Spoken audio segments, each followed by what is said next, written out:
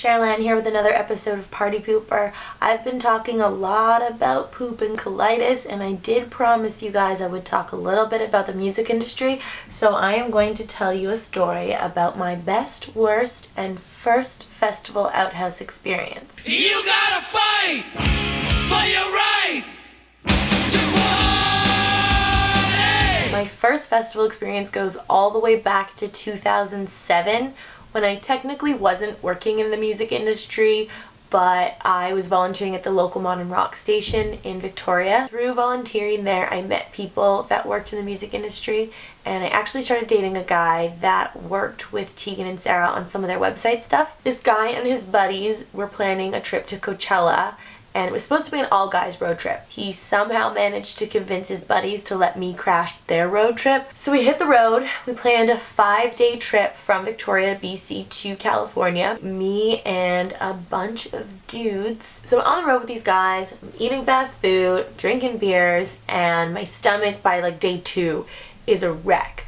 But I just started dating this guy, and these are all his good buddies, and the last thing that I want to do is blow up the bathroom at our hotel. I actually couldn't wait to get to the end of the trip, to get to the festival, because I knew once we got there would be like a whole bunch of outhouses, and I could go and use an outhouse and no one would be the wiser as to what I was doing in there. Through the Tegan and Sara connection, we ended up getting VIP passes. So I go to check out the bathroom situation in VIP, and generally bathrooms in VIP are a lot nicer with running water. But as I'm walking towards these bathrooms, I see Tara Reid go by, and then I saw someone else that I thought looked like Queen Latifah, and all of a sudden now everybody looks like somebody famous, and I realize I'm nobody, and I'm on famous people territory. These are famous people bathrooms. The last thing I want to do is be the nobody that goes in and blows up famous people bathrooms. Eventually we leave the VIP area to go into GA to check out some of the further stages. The sun's starting to go down. We've got Bjork headlining that night. I think Interpol was on right before her. I really want to enjoy this first night at this festival, and in order to do that, I'm going to need to go to the bathroom and deal with my situation. So I tell the guys, I've got to go to the bathroom, and they kind of looked at me like, are you serious? Because we've left VIP, so we know we're going to the GA bathrooms, and I'm in my head thinking like, yes. As we start to approach these bathrooms, we notice a long lineup of people, and as we get closer, we realize this is literally the longest lineup any of us have ever seen, and it is for the bathroom. So the guys kind of look at me like, do you really need to go? Like, how badly do you need to go? And I think that they looked at me and they saw like tears starting to swell up in my eyes. They can't leave me there because cell phone service doesn't work at Coachella. At least it didn't in 2007. We did have walkie-talkies, but we didn't have enough for all of us, and the last thing they wanted to do was leave me there alone. So my friend Ryan gets this idea that he's gonna take this walkie-talkie and he's gonna pretend that he's some kind of security detail and that I'm somebody important, and he's gonna walk me to the front of this line. I'm thinking this idea is nuts, but you know what? I gotta go to the bathroom. I'm willing to try anything. He takes my hand and he starts walking, and we're walking and walking for at least 5 minutes. Once we get closer to the front, it's time for this whole security detail act to kick in. He gets on his walkie-talkie and he's like, yeah. Security here. Yeah, we've got Bjork's BFF. Yeah, she's got to go to the bathroom. We need to get her backstage before Bjork goes on. We're taking her to GA bathroom. Saying all this weird stuff I don't even know. We get to the front, and as soon as we get to the front, we're in such a rush to like have this whole thing go down. We see an empty outhouse, and he shoves me in and shuts the door before we even have time to think about the fact that there is a lineup of 1,000 people waiting to go to the bathroom.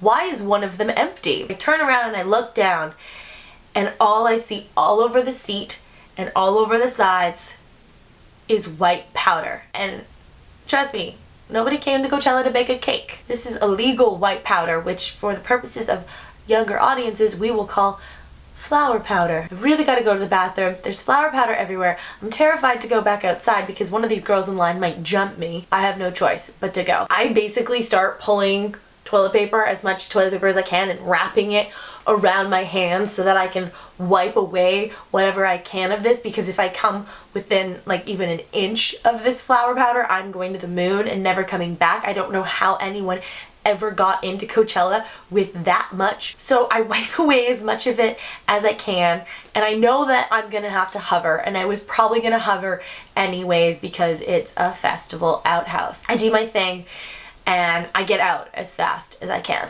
But when I come out, I'm still really nervous about these people in line wanting to jump me for butting in front of all of them. So I walk out with my head down so no one will see me. And then I realize as I'm halfway down the line that my friend Ryan was probably back out there waiting for me, and I probably walked right past him. So I'm back on the hill. I can't find the guys anywhere. My phone doesn't work. I don't have a walkie-talkie. And I'm thinking, wonderful. Wonderful. I almost just died in an outhouse. And now here I am alone on the hill at Coachella, where I will probably die because people running around, it's like a stampede. And all of a sudden I feel someone bump into me. And I kind of look up and I don't see anyone there. Then I feel a hand on the small of my back and I hear a voice say, "Oh, sorry, babe." And I'm like, what? And it's coming from down below. So I look down and I'm not even kidding you.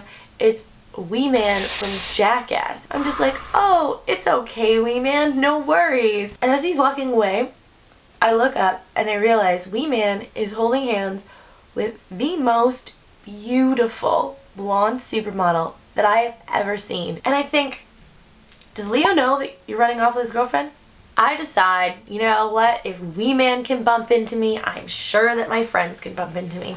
So I sit down on the hill and I wait, and eventually they found me. And you think I cared about using the bathroom the rest of the time? No. Anytime there was a bathroom without a line, I was using it. Even if I didn't have to go, I was gonna try to go. And that's what you have to do when you have colitis. One piece of advice I will give you: if you do have bowel problems and you're going to a festival, pay the extra money for VIP. The bathrooms are so much nicer. There's usually running water. And hey, if you can afford the VIP, then you are absolutely allowed to poop in the famous people bathrooms. That is my best, worst, and first festival outhouse story. I'm sure I have hundreds more. Actually, I know I have hundreds more. I'm sure you guys have lots of festival outhouse stories. I'd love to hear about them. Not the gross ones, but the funny ones are more than welcome if you want to share them down in the comments.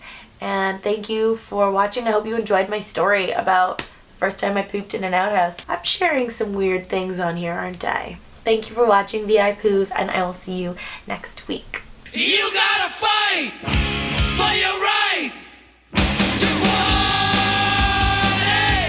party. Pasta for days.